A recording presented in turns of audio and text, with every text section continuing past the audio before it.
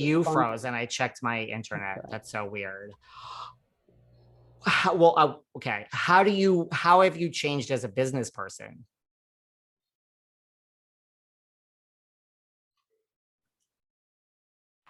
I think I always knew this, and the show really taught me this because it was never really about the business. It was about the business, but it wasn't. It was always about the people. It was about the humans in the business. It was about the communication or getting in their own way or feeling like they weren't good enough or being too afraid to say what they wanted or confront their staff or whatever it was. It was all the emotional stuff. And when you could try and get people to change that perspective and change some of that emotional stuff, the outcome was their business was better because they were better, right? It all works together. And I used to have a very black and white perspective because I can put my emotions in buckets really easily.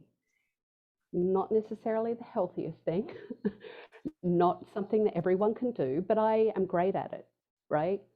What I realized, honestly, from the show and then just what I've been doing since the show is that's not great for us, and it doesn't make for a great business. So I look at it in a really 360 way. If you're not feeling great about who you are, if you're having these self-doubts and all this crap is coming up for you, yeah, I can teach you how to sell more product and teach your teams better and market yourself and do branding and all of these things. But you're still going to operate from the thing of, I don't deserve this, I'm not good enough, I've got imposter syndrome, I'm whatever it is that you have. So you're still not going to be successful. It's just that simple. So that's changed, right? And there are nuances to it. And I'm tougher in some ways than I used to be, but I'm much softer in some ways than I used to be. And that's great. I love that. But I know, like, for your go back to the show premise, I know that everyone wants me to go on and be the bitch that they want me to be and be all those things. And I don't want to do that anymore. I want to do it how I am now, in my version, my way, which will still be effective, which will still have drama because we're humans and there's drama, but yeah, in a different way. I was going to say, well, a few things. First of all, it sounds like you're a softer, kinder, gentler version of Tabatha. I mean, just from that. Yeah, I was not, let's be clear, I was not unkind before. Yeah. I had a different approach, and to be really honest, I had a hard time showing my soft side and showing my vulnerability. So I wore my toughness as my protective shield, which is good and bad, but it doesn't protect you and it catches up, and it's also fucking exhausting. Listen, I get it all. I mean, I am phenomenal I'm a Gemini. I don't know what your zodiac sign is, but I am phenomenal at categorizing my emotions. And I get it. I mean, you don't need to say anymore. I could separate it all. I could separate business and personal. Like, I get it. Right. It's not really the most healthiest, but we do it, right? Yeah, look, you do what you have to do to survive. I just have found, I personally have found a much better way that I am much happier and I feel like I'm thriving more and I feel more successful because of it. And that is what I would want to share with people, not the version that everyone wants me to stay in. That makes sense.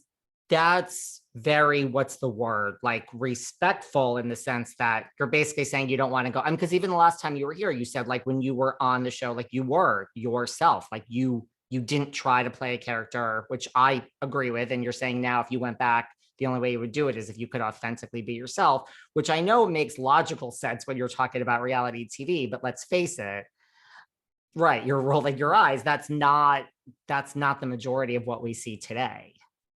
Yeah, I mean, a lot of people turn into caricatures of themselves. And I think I said that last time. I don't want to be that. I don't want to be a caricature of myself.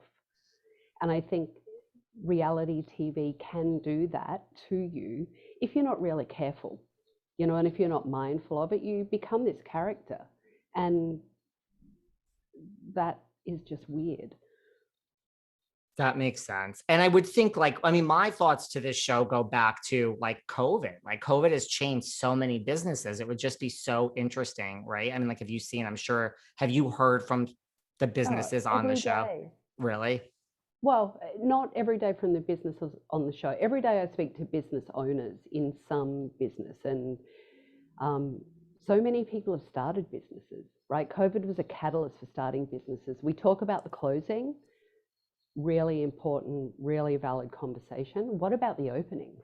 What about the people that decided to, you know what, life is short, I'm miserable, I'm going to go for it? That's pretty exciting. Or people, there were lots of people that came together and amalgamated their businesses because they didn't want to do it by themselves anymore. And they started to create these spaces where they could actually do it as a collective. That's really exciting. So all these great business opportunities happened. I mean, I've told you, I talk to people that I've taken over because they reach out to me. I see them on social media. When travel was a thing, I used to see them at shows and events and all of that kind of thing, which is fun to check in and see how they are now. Yeah. No, I mean, like my business I mean, I started it before COVID, but I tripled down because of COVID, and this show grew immensely. And I'm not so sure if it, like, my goals in starting this weren't necessarily what they are today. It's because of COVID. I mean, I was home and I'm like, well, I'm going to triple down and this is going to be a real thing. And Focus, right? I'm not sure it would be Yeah. where it is if it wasn't for COVID, honestly. Eventually, maybe, just because I have that OCD type personality, but I don't know if it really would have been. So that's a good point too. So many shows have come and gone, you know, from Bravo, like, you know, and you had a really long run. Like, what do you think it was about like all your shows, like that whole trilogy of the Tabatha's Empire? Like they were on for a long time. Like, what do you think was the appeal? I think everyone could relate to it. Like everyone, you don't need to be a hairdresser. Everyone has had a haircut, right? Gone into a salon at some point. So there's that. Business owners, even though I spoke in the beginning to hairdressing salons and businesses, business is business.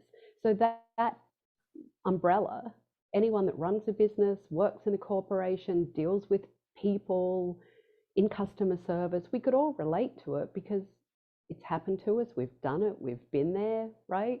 Yeah. So there were all these touchstones through the show that I think just resonated with everyone. I mean, the thing I always loved was my demographic was everywhere.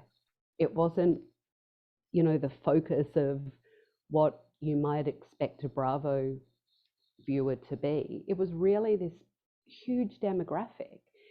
And I loved that. And that just showed that it did resonate with people. And I think it's because you learned something from it, you felt something from it, you were rooting for the businesses or not, right? Like either way, you were rooting for them or not rooting for them. And you kind of walked away with maybe a couple of tips and tricks or just a little insight, you know, thinking, shit, I do that. I'm going to not do that tomorrow when I go to work.